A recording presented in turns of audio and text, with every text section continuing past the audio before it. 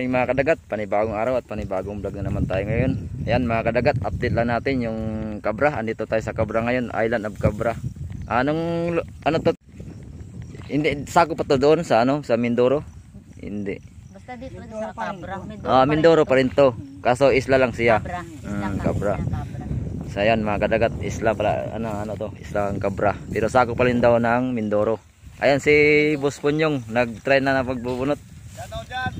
Ayan, shout out sa ating bagong vlogger na si Kapasak. Ayan, paki-support na lang po mga idol sa kanyang YouTube channel, si Kapasak. Wala sa YouTube channel ko, meron ako. Ayan, si Kapasak.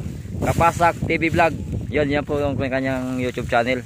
Paki-subscribe na lang po mga idol. At bagong vlogger dito sa Cabra. Ayan, shout out dito sa mga nagbubunot ng mani. Talagang kainitan. Ito si Boss Punyong. Mamayin pa kami nagbunot. Bubunot. Ito po yung pangunahin nila ditong produkto sa sa Cabra. Ito mani.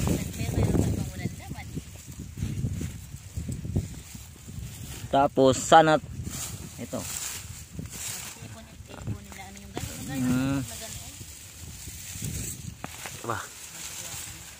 Wala. Talagang tag-ani na pala ngayon ang mani mga kadagat. May ang produkto nila dito, mani, tapos palay, tapos meron din naman sila daw ditong kamuting kahoy. Yan po. Yan po ang kanila ditong hanap buhay dito sa Island of Cabra. So sa mga gusto pong magsipagkain ng mani, mahilig magkain ng mani, ay Magbunot sila. pumunta lang po kayo dito sa Cabra. Nandito po ang napakaraming mani. Ayan sariwang-sariwa mga kadagat. Dito kayo manawa, kakain ng mani. Ayan yung ating idol na si Kapasak, magtatayo ng tent.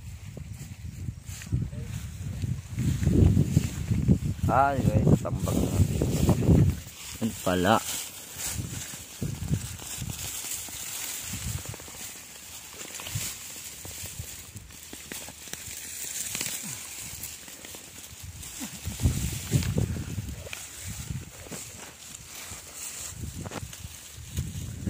Ngayon mga kadagat, na subukan na naman natin ang magbubunot ng mani. Ayan. Ito, walang laman. Puro dahon. Na-try na natin yung magraha. Tapos magkopra. Na-try na natin. Tapos na-try na rin natin ng palay. So ito, na-try na naman natin ang pagbubunot ng mani.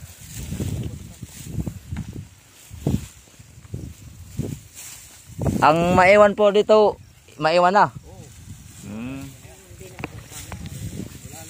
Wala na.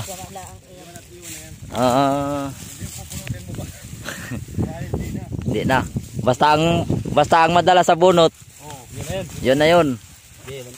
Okay. Basta bunot ang bunot.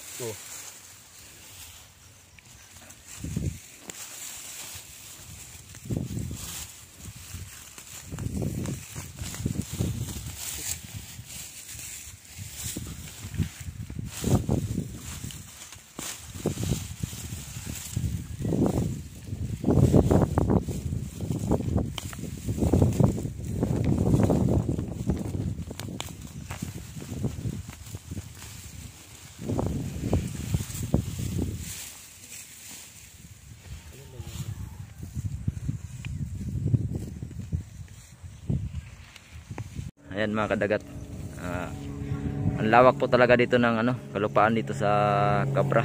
Ito po yung kanilang hanap buhay dito, ang pagtatanim ng mani, palay, kamuting kahoy. Yun po ang sabi sa akin kanina ay kahapon sa kasama ko si Kapasak, yung kanyang YouTube channel. Ang sabi niya sa akin ay mas marami pa daw po dito ang bilang ng baka kaysa sa populasyon ng tao. Mas lamang daw po dito ang baka. So napakalawak po dito ng lupain pala. So kung titingnan lang natin siya sa dagat, parang simpleng isla lang. Pero pag umakyat po tayo dito sa kalupaan na ng Cabra ay napakalawak po at napaka sariwang hangin ang malalanghap natin. Wala pong pollution. Ay napakalawak po nito, ano. Bali may palayan, baka, at nandun po yung parula.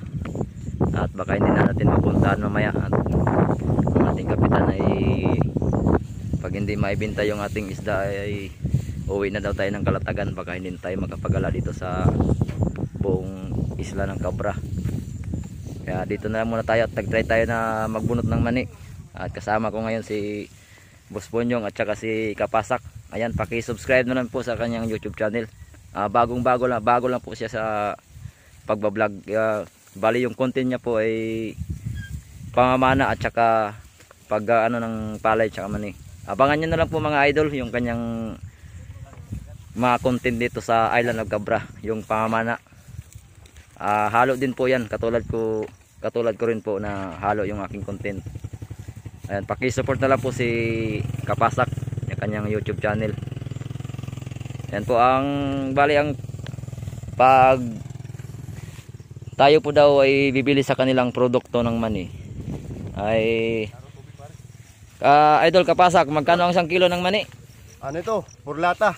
200 ang isang lata. 200 ang isang lata. Ayan, 200 ang isang lata mga. Ang isang sako ay 1,000. Oh, 1,000. 1,000 ang isang sako.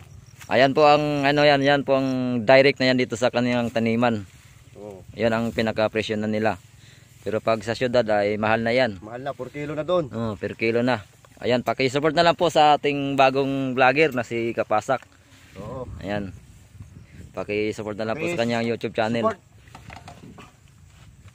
Abangan nyo lang po ang kanyang content, yung pamamana.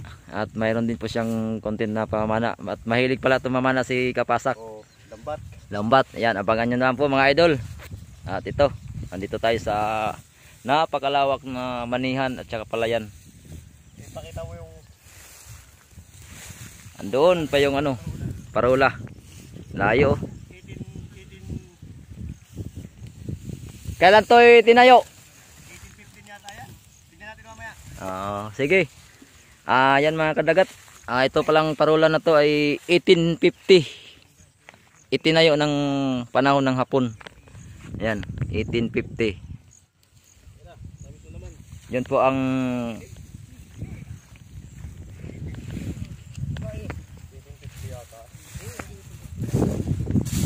mga ilang taon yan. Hindi ko alam kung ano nga naroon. Bali nakalagay doon. Oo, nandoon. Tingnan natin mamaya ako. Nakatagat, mo pala ito. So sa hula lang natin mga 1850, mga ganun. 1850, so napakatagal na pala niya, no. Yung parula na 'yan. Ay yung ano na 'yan, simbahan ba 'yan o parula? Tagal na yun, ilang taon na yun, isang daan na yan.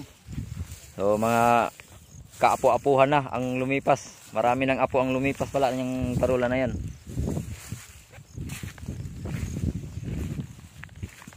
Ayan, time check tayo mga kadagat. Nagbubunot tayo ngayon ng mani.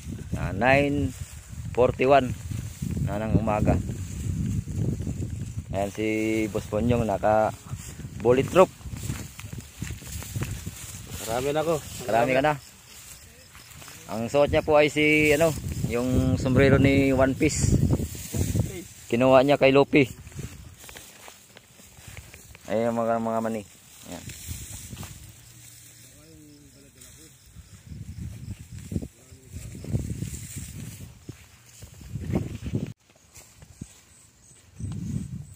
Basta pag na-upload mo na siya sa Reels saka sa YouTube, pwede mo na siyang i-delete. Hindi ko siya ma-isin doon. Oo, nandoon na yun. Habang buhay na yun doon hanggat hindi hanggat hindi nawala ng internet. Kadagat, ilang sa isang purot mo, ilang piraso ba nakukuha? Siguro may laman din na ano. 8 piraso. Daw, tignan na natin. Ayan o. Pakita mo daw. Oh. Ay, totoo pala. Isang purot pala ay marami. Ayan o. May baka 8 piraso o 6. Hindi pala logis pagbubunot. Si Parehas.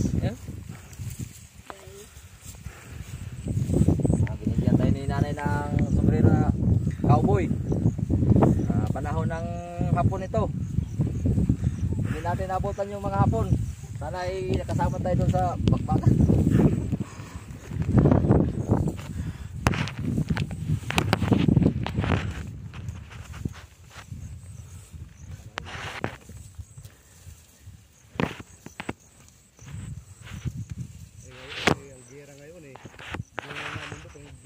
Gera na, dahil gunaw na. Wala na sabing ititira. Lakas ng gamit na ngayon, di gaya yung panahon baril lang. High tech na ngayon eh.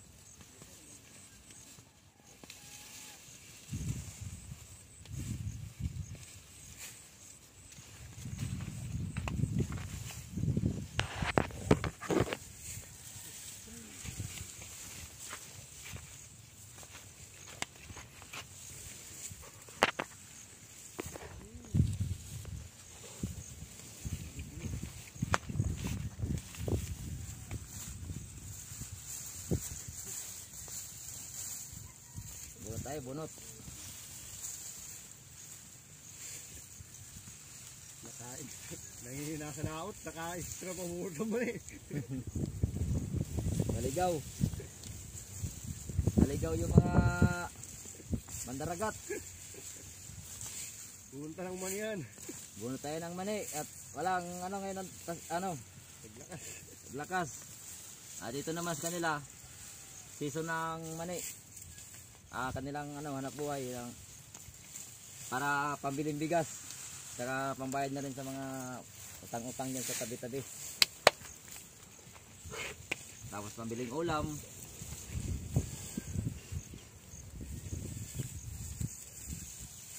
Ayan, kung sino yung mga mahilig dyan sa mani, punta lang kayo dito sa Cabra. Dito. Magsawa kayo kakain sa mani. Basta may pera. Hanggang saan ito? Hanggang doon? May 200 pesos ka lang amo, sawa na. 200 pesos daw mga kadagat.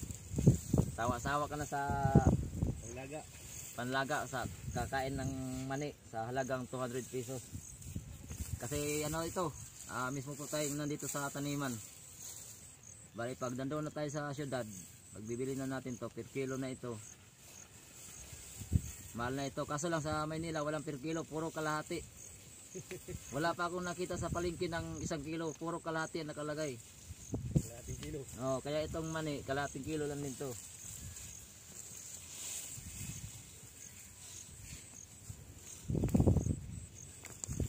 Sa Mindoro po ito mga kadagat, itong Cabra. Ayan, Cabra Island. puno tayo ng mani. Kasama ko ngayon dito si Kapasak, yung ating bagong vlogger dito sa Island of Cabra. So, siyempre hindi mawala si Boss Punyong, naka lopi ng sombrero.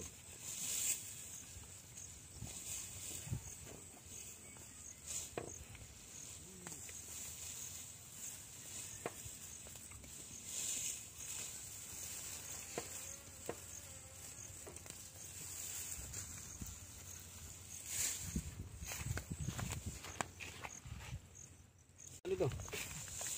Hanggang saan tayo mong ano mo dito? Wala na yun, napunta. Hanggang saan na lang? Ito na lang ito. Ito na lang. Ito na lang no. Nabulot ko ito dito. Ito na lang talaga siya. Ito, puro maniyan pa to. Pero hindi akin yan. Mani. Yan ang dapat mabunot kasi Ay mga kadagat to. Mani.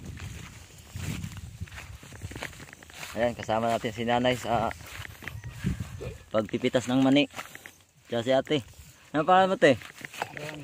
Dona. Ikaw nay? Soli. Ayun, Soli. Ayan, kasama natin si nanay. Ilan taon ka nanay? Ako? Ano na? 65 na ako. Senior. Matanda na ako. Senior na si nanay. Senior na ako. So, kaya pa naman ay maghanap buhay. Kaya pa rin. Kakayanin na lang po ano eh. Habaan lang lang pa ng buhay. Ayan mga kadagat, kasama natin si nanay sa pahimitas ng mani. At So bali ilang taon ka na dito na nag ganitong trabaho na? Kasi matagal na, buhat nung kami magkaasawa ako, nagmamani na kami. Kaya lang, madaling binawian ang ang mister ko. Wala pang 60 yun, patay na. Kinuha na kagad ni Lord. Mga 68. Ano nga, doon na magsi-60 ano. Bali ikaw na lang po ang isang nagtaguyod. Pero may mga anak po kayo. 3 lang anak ko yan. Ito bunso ko tsaka yung naroong nasa bahay nagluluto. Ang isa nasa Maynila. 3 lang ang anak ko. Saan po sa Maynila? Sa Cavite. Sa Cavite. Sa Pure Gold sa Imus Cavite. Imus Cavite. Ano pong pangalan? Doris yan. Doris. Ayan, shout out po kay Doris. Yan. Shout out ka sa Imus Cavite. Imus nga gaduna. Pure Gold ang nagtitinda siya sa Pure Gold. Yun na, shout out sa'yo. Ma'am, kasama ko po ang iyong mama ngayon sa pamimitas ng mani.